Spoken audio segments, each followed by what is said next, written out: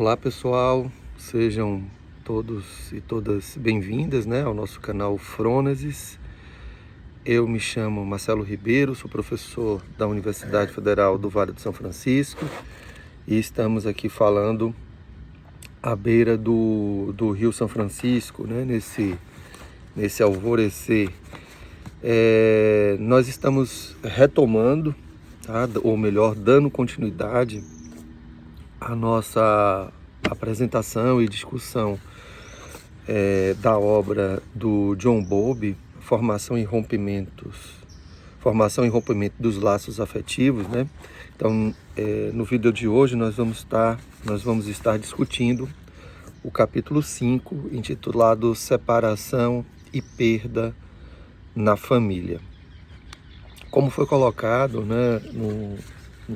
nos primeiros vídeos, trata-se de uma obra antiga, ela foi produzida aí na década de 60, final da década de 60.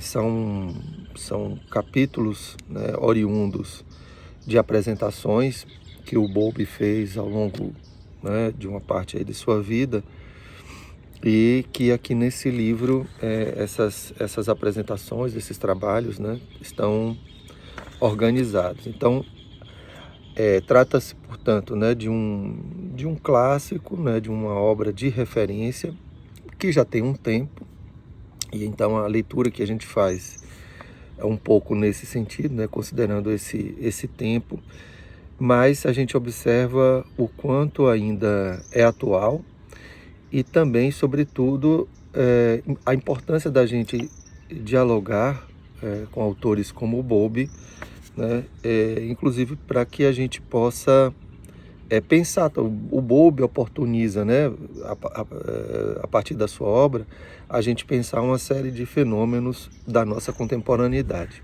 E hoje, o capítulo que nós vamos abordar faz referência à questão do luto, por isso o título Separação e Perda na Família, apesar de ser uma coisa assim bastante já debatida e discutida na literatura, mas são fenômenos, o desdobramento, dessas perdas, dessas separações, são fenômenos que desperta assim, muito interesse, e que às vezes, por a gente considerar como algo já dado, já posto, já discutido, já conhecido, a gente não dá tanto valor, assim, do ponto de vista também da produção do conhecimento, mas desse olhar para o outro, principalmente para a criança, que é o foco aí, do que foi o grande foco, o principal foco aí do Bowlby: família, criança. Então, vamos ao capítulo. Bom, de cara, o Bowlby, ele traz, assim, os sentimentos, que as pessoas são acometidas, os grandes e principais sentimentos que as pessoas são acometidas nesse processo de perda, que seria a ansiedade, e a consternação que podem ser causados por essa separação entre entes queridos, Então, portanto, vocês observam que tem aí toda a linha mestra, do pensamento do Bowlby, que é realmente discutir esse processo de formação e de rompimento de vínculos, de ligação entre as pessoas, Então, o Bowlby, nesse capítulo, ele vai discutir, ele vai olhar mais profundamente, para esses sentimentos, quando, no caso, a ansiedade ela é crônica, quando a consternação, e aí um desdobramento dessa consternação, passa a existir depressões intermitentes, prolongadas, e o impacto disso nas crianças, principalmente nas crianças pequenas, porque para o Bowlby ele tem esse interesse maior, Além disso, nesse capítulo ele faz também uma discussão sobre o apoio emocional, a ajuda, às pessoas que estão vivendo seu processo de luto. é claro, lembrando, né, que esse artigo, esse capítulo faz referência a um trabalho que ele apresenta em um dos congressos, isso na década de 60, e claro que ele, um grande leitor, né, até porque, né, um cientista, um pesquisador, mas, claro, se a gente pega a literatura hoje sobre a questão do luto, tal, a gente vai encontrar uma série de outras produções, talvez mais complexas, mais refinadas. Mas ainda lá nessa época, né, o Buber ele faz referência a algumas fases desse processo de enlutamento, né, que nos faz também pensar muito no clássico trabalho da Elizabeth Kubler-Ross sobre a morte e o morrer, né? Mas o Bowlby, ele traz aqui 4 fases, tá? Que seria a fase de torpor ou aturdimento, que dura aí, que é o principal sentimento, né, que o sujeito está tomado, né? Quase que esse distanciamento, esse não acreditar, né, na notícia da perda do ente querido. A fase de saudade, de busca dessa figura perdida, né? E aí, claro, entre níveis de saudade, né? Mas entre níveis também de fazer referência a alguém que já perdeu, e a partir dessa referência, né, ou seja, de percepção, de sentidos, de lembranças, de memórias, enfim, isso está, de uma certa forma, direcionando, né, toda uma forma do sujeito conduzir sua vida. Então, muito sensível, por exemplo, a um toque, a uma fala, a uma fisionomia que faz relembrar o outro, né? E muitas vezes, por lapsos de segundo, acreditar que o outro pode estar ali ou pode estar voltando. Uma terceira, que seria a fase de desorganização e desespero, né? De desestrutura, meio de caótico, uma fase realmente de desorganização. E a quarta fase, de maior ou menor grau de reorganização, de reestrutura, de restabelecimento.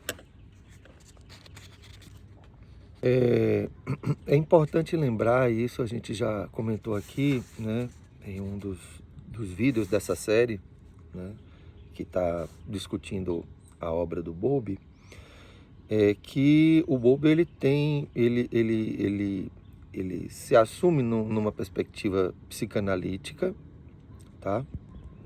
Em termos de orientação teórica.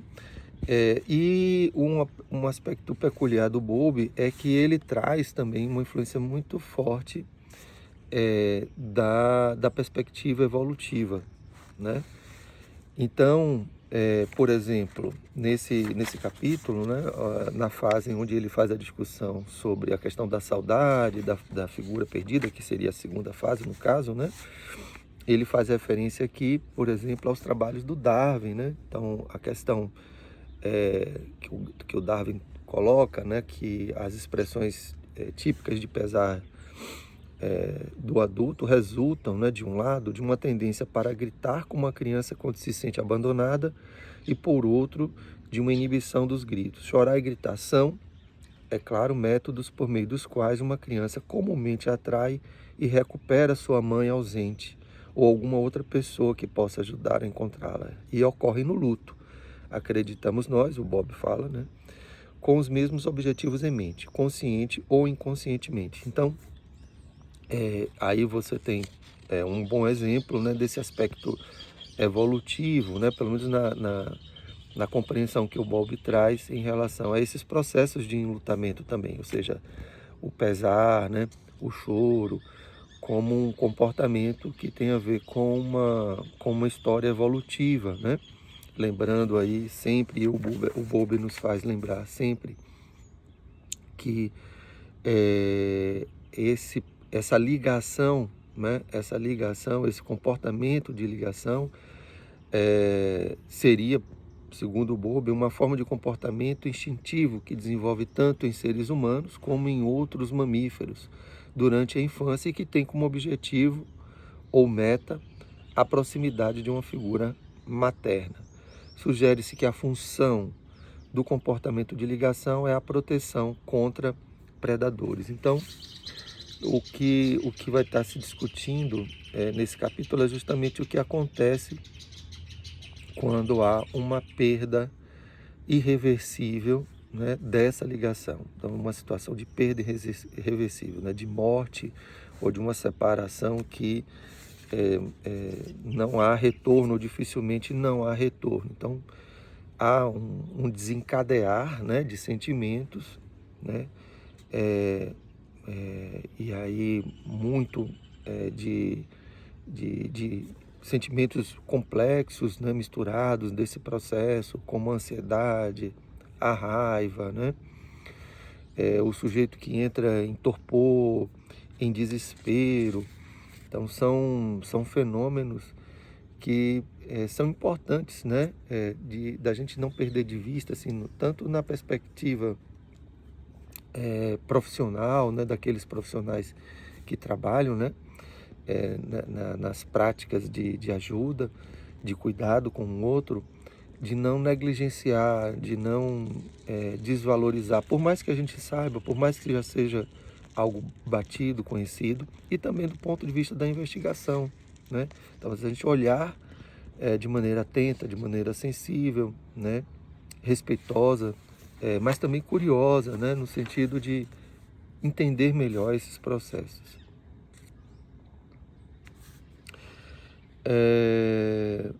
Tem algumas questões aqui, e aí é assim, importante porque eu não estou fazendo uma simples leitura descritiva, né, dos capítulos, mas eu também, na medida do possível, tento fazer alguns comentários, algumas observações, algumas reflexões à luz do momento que nós estamos vivendo, né? Então é curioso aqui que em alguns momentos há um relato, né, de que as mulheres sofrem mais o luto, né, ou pelo menos que demoram mais, né, para superar essa passagem. Então há muita discussão aqui sobre a situação de viúvas, né?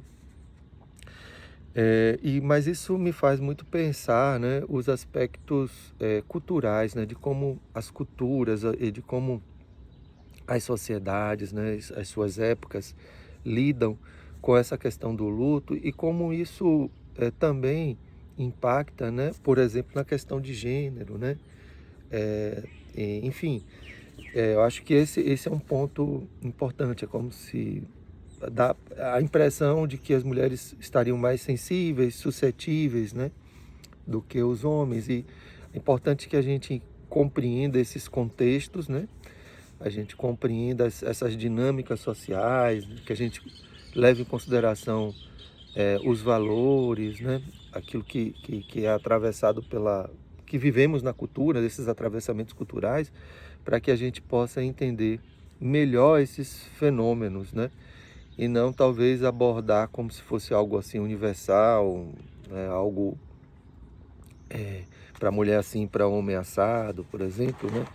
Então, isso me faz pensar, e eu acho que é importante, sim, a gente discutir esses fenômenos de enlutamento, né, esses sentimentos que decorrem desses processos, de um ponto de vista mais psicológico, né, até do ponto de vista fisiológico também, mas não perder de vista esses aspectos históricos, sociais, culturais, né?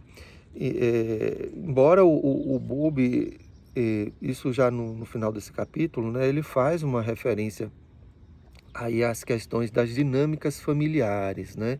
Então, quando ele está discutindo ali o desdobramento em termos de impacto, né, do luto, que faz com que algumas pessoas possam sofrer mais, sofrer menos, ficar mais tempo nesse processo do que outras, ele chama atenção também para a dinâmica familiar, né? Então, se aquela pessoa enlutada está recebendo apoio, né? Os novos papéis que são assumidos, enfim. Então, assim, não é que o Bowlby ele está vamos dizer assim, ignorando esses aspectos mais, digamos, sociais, tá? Então ele traz sim, especificamente aqui, nesse capítulo, nessa questão aí da dinâmica familiar.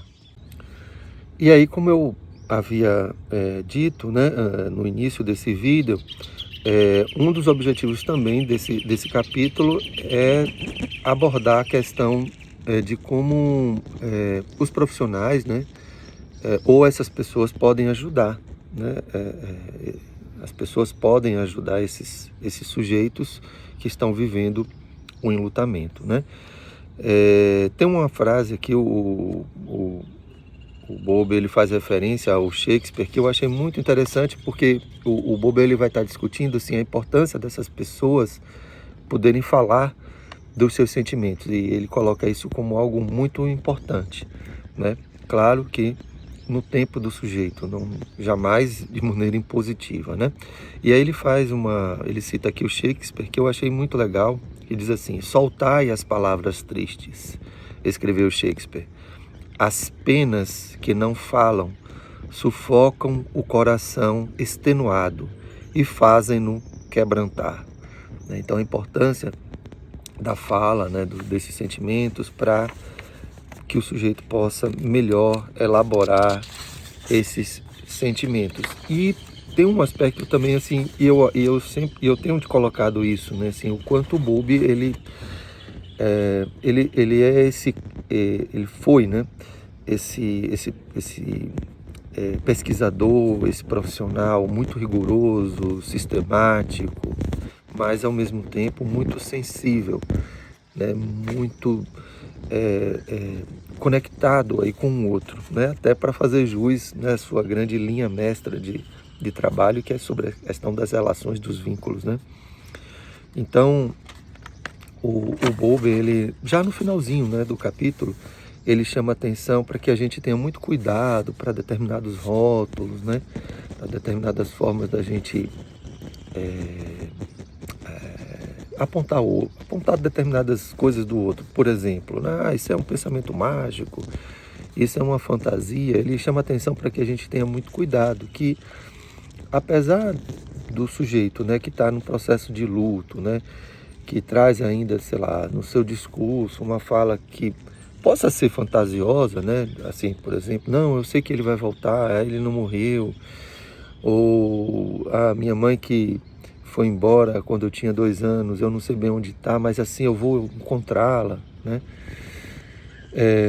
Por quê? Porque a pessoa, ela precisa se sentir respeitada, né? Ela precisa se sentir compreendida, e que por mais que seja fantasioso, né, aquele discurso dela, ou que tenha elementos mágicos, né, pensamento mágico, mas em algum momento, em algum lugar, ela precisa ser acolhida, compreendida, né? Então, se simplesmente a gente coloca isso, isso é uma loucura, isso é um pensamento mágico, assim, realmente há um não acolhimento, né, dessa situação. Não é que se concorde, né, mas que a gente tenha um certo cuidado, né, para a gente não perder de vista assim, a dor que o outro está sentindo, para a gente não perder de vista assim, a necessidade do outro se sentir acolhido, da gente respeitar o outro, tá? Então é isso, em linhas gerais, era isso que eu queria trazer para vocês, né, nesse capítulo, que é um capítulo relativamente grande, onde o Bowlby ele traz inclusive uma série de casos, né, ele descreve aqui uma série de casos, esse capítulo intitulado Separação e Perda na Família. Nós temos ainda mais dois capítulos, tá, que para mim são capítulos os essenciais dessa obra, porque são capítulos que vão tratar justamente dessa questão do vínculo. Então, o próximo capítulo que nós vamos abordar chama-se Autoconfiança e algumas condições que a promovem, né? E o último capítulo, para mim o principal do livro, que é a formação e o rompimento de vínculos afetivos, né? Inclusive é o capítulo que que dá base ao título dessa obra, Formação e Rompimento dos Laços Afetivos. Então é isso. Se você gostou, dê um likezinho aí. Se gostou mais ainda, se inscreva, né, para poder ficar recebendo aí as notificações, as novas postagens. A gente não está produzindo os vídeos de uma maneira assim muito regular, assim, quando pode, quando dá, né? Até porque tem toda uma preparação. Eu acordo de madrugada, né? Estou nesse espaço aqui e eu sempre tenho dito isso, que para mim é um espaço de sala de aula, esse contato com a natureza, e para mim faz todo sentido e tem um porquê disso, eu já coloquei aqui algumas vezes, tá? E é isso, é uma produção por prazer, não é a produção produtivista, né? Eu não quero né, grandes massas, seguidores. Para mim, se uma pessoa assistiu, curtiu, legal, ótimo. Se não, beleza, isso aqui por si já faz também sentido para mim, de alguma forma, assim, me estimula a estar lendo, estudando, dialogando, enfim, produzindo coisas interessantes.